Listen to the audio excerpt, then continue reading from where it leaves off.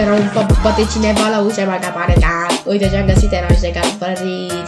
Și le-am terminat, mă duc să bag o corea să mă rupă la vegan.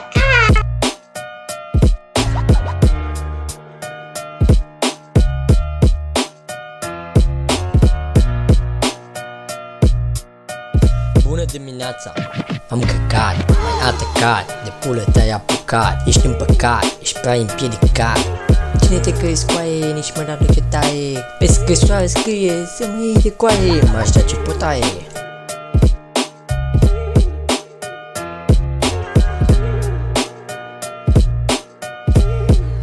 Ok, și o pișat cola, mă simt mai bine, da. Și dacă comentezi, stai pula.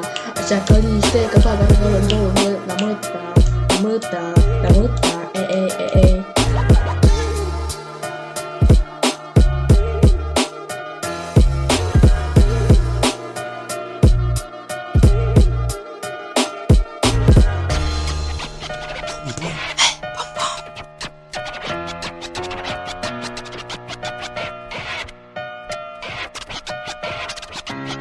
Chaka.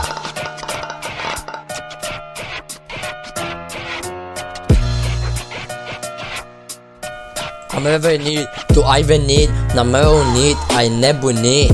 M-am uitat pe tine, salut Căștine. De ce ai buletine? Nu te reține, te scalpi la boașe, treci prin orașe.